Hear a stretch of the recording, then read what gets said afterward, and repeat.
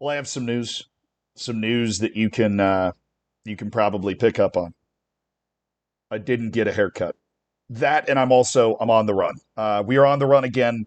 Only a few days from the home base before FIFA and Fabrizio Romano they tracked me down again for breaking news before they knew about it. And so that they're in hot pursuit of me. I'm now staked out in a hotel room in Las Vegas of all places. And yeah, well, for the moment, I believe that I'm safe. We'll see. And do I need a haircut? Yes. Am I also about to go on a family rafting trip down the Colorado River through the Grand Canyon? So I'm not going to be able to get that haircut for a week, and I'm going to come back, tanned and with flowing blonde hair because of all that sun that I'm about to get. Yes, that's also true. Will I be able to play Thor in the next Avengers movie? That remains to be seen. We'll see how many times I can pull off my 1,000 push-up regiment while we're going down the river. But what I am glad is before I went down that river, the Olympic men's football tournament concluded. Now I realize that what you might be sitting there thinking, why do I give a shit? Right? Who gives a shit about the Olympic men's football? And not me. But for the vast majority of the time. I mean, there was the one really entertaining match between Argentina and France, but outside of that, it's kind of sucked. A lot of the matches have been blowouts all the way, to like the third place game.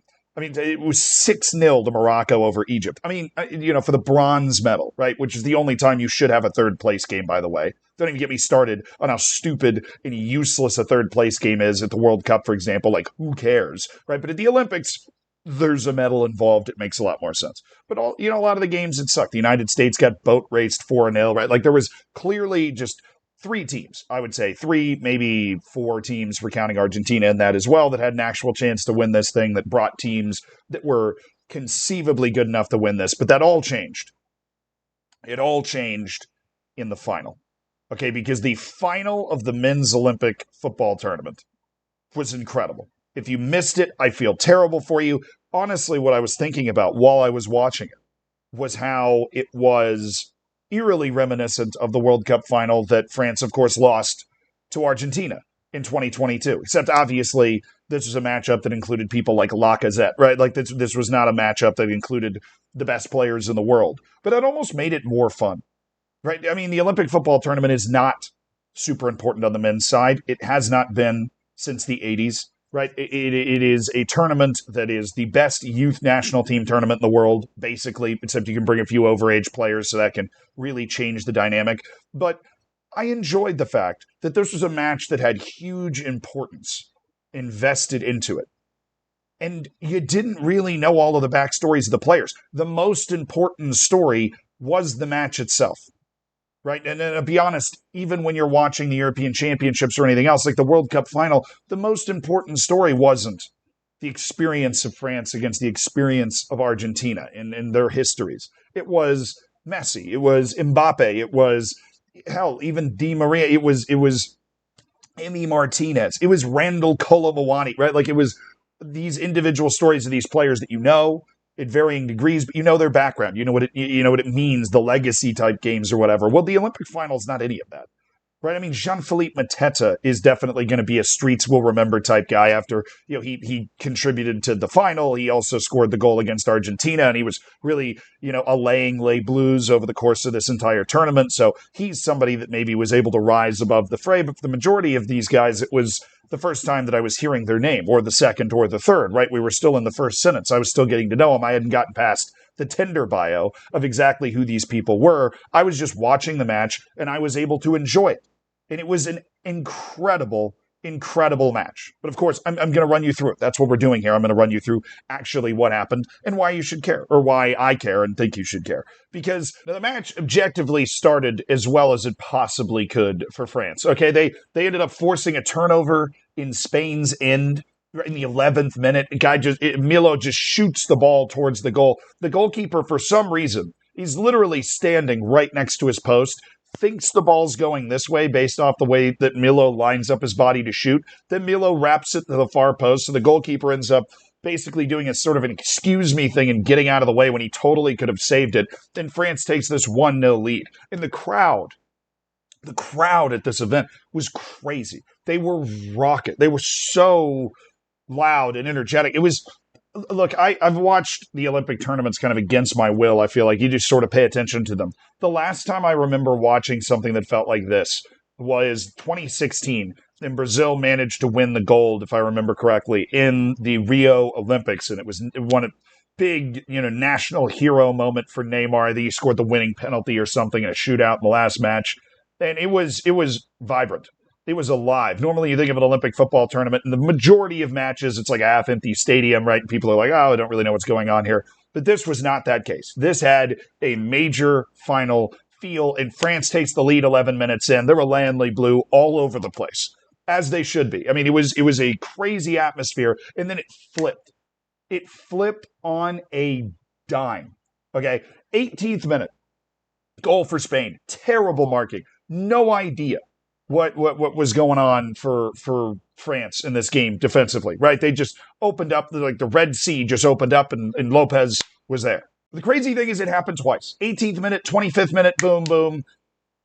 There again, right? Like two obvious chances. The second goal was saved by Guillaume Rest, and then Fermin Lopez was there to finish on a tap in. Now Rest nearly saved it again. It was actually very good goalkeeping by Guillaume Rest, but there was nothing that he could do in that situation. Fermin Lopez was just there to wait, like waiting to tap it in after he made a really good save on the first shot. But France's defense was trash. It was Dirty Mike and the boys throwing a barbecue under the underpass.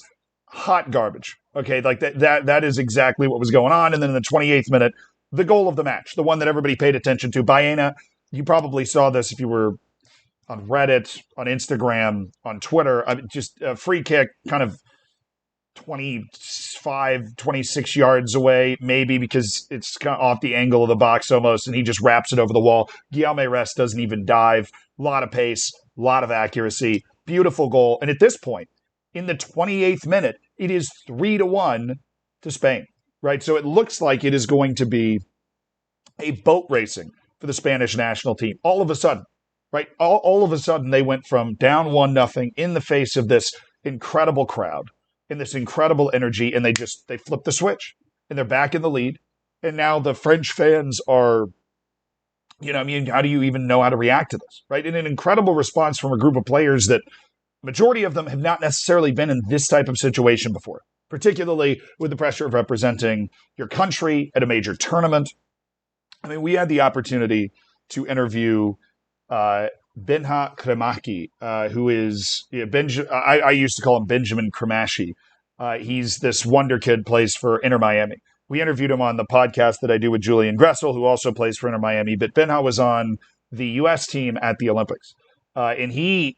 We were talking about the Olympic experience and what it was like. And he said, really, it is different playing in a major tournament, right? And I'd never, in that kind of big tournament feel. He was like, I've never been able to go to a U20 World Cup or whatever. This was the first time that I was at this kind of big tournament where there was gravity and like the country on your chest and all that kind of stuff.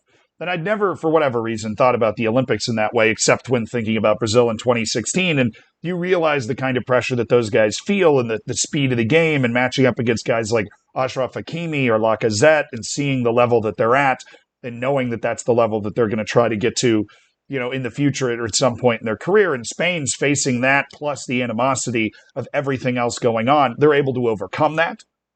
That's freaking wildly impressive. And what was also wildly impressive is the goalkeeper for Spain. I got to give this kid a shout out, okay? Because he made a terrible mistake, right? Arnau Tenas. I'd never heard of this guy before, right? Which again, I haven't gotten past the Tinder bio section of these guys' players' pages yet. But Arnau Tenas, terrible, inexplicably stupid mistake to give up the first goal. And then promptly, especially after Spain takes this 3-1 lead, this kid was nuts. Okay, Arnau Tenas was amazing. He made multiple saves that should have been goals.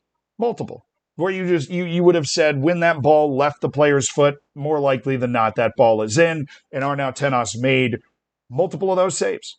And that made it feel like Spain was definitely not going to be able to do, France. It made it feel like France was definitely not going to be able to do anything in this match.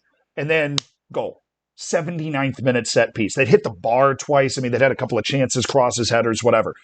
79th minute, goal. And then there's a shot. There was a shot they cut to in the live broadcast. They cut to Alexander Lacazette on the bench, and you could see him yell, "Allez!" like the energy that gets injected back into a game, right? When it's been 3-1 for so long, and all of a sudden it's 3-2, and now it just roars back to life. It's like a drag race or something. And they get a penalty. They get a penalty in the 90th minute, and the whole sequence was crazy because it started with it looking like Spain was going to score to end it. Okay, there was a set piece, like 87th minute. Right, ball comes into the box. Guy goes down. Right, clearance out, and all of a sudden it's 3-on-2 for Spain. No penalty given. Spain's coming down. I think it was Sergio Gomez that had the chance and whistled it onto the far side of the post. Probably should score in a 3-on-2 situation against a tired team. Literally come right back down the field. Other set piece. Dude tries to ride one of the Spanish players like a horse, I guess, and just kind of runs through the back of him. Now, to the credit of, or tries to ride one of the French players like a horse. To the credit of the French player, he kind of just stopped and let them, it was almost an NBA type play. He stopped and let the Spanish player run into him. But it was a foul. The referee does the review. He announces it to the whole stadium. The stadium's going nuts, points to the spot. And there was Mateta's moment in the 93rd minute. Very calm penalty to make it 3-3. And I thought at this point that France was going to win this game. I think any reasonable person would have assumed that France was going to win this game based off of where we were at this point. Spain won. Cameo scored in the 100th minute. Once again, it's pretty bad, just defense from France. I mean, like the one huge takeaway here from this match is that the goals France was scoring, they were kind of overcoming solid defense from Spain. I mean, the first goal was a terrible clearance and bad goalkeeping, but the second goal, the third goal, they were scrapping their way through. The Spanish goals that were being scored outside of the free kick, it was just bad defense. And then right at the end of the match, Cameo got on a break. And one more shout out to the Spanish keeper, Arnau Tenas, because he delivered a throw to launch the counterattack for Spain in the 121st. One of the best throws I've ever seen from a goalkeeper. Literally led him across the halfway line on the throw from the box. And so Arnau Tenas with the mental toughness to back that, to turn around everything after making such a horrible mistake and really helping Spain win this game. Because it was goalkeeping and defense that helped Spain win this game. But did that matter? No. What mattered is we got treated to a fabulous match in a match where we aren't necessarily familiar with a lot of the players. And that's sick. I'm glad that the Olympic football tournament could give us something fun. Although I do find it a little concerning that it seems like the most fun matches, with the exception of that World Cup final in 2022, the most fun matches, they seem to come from not the best teams. Because these are obviously not the best teams either. It's almost like the sport at the actual highest level is not as fun to watch. But that's a concerning thought, so I'm just going to ignore it.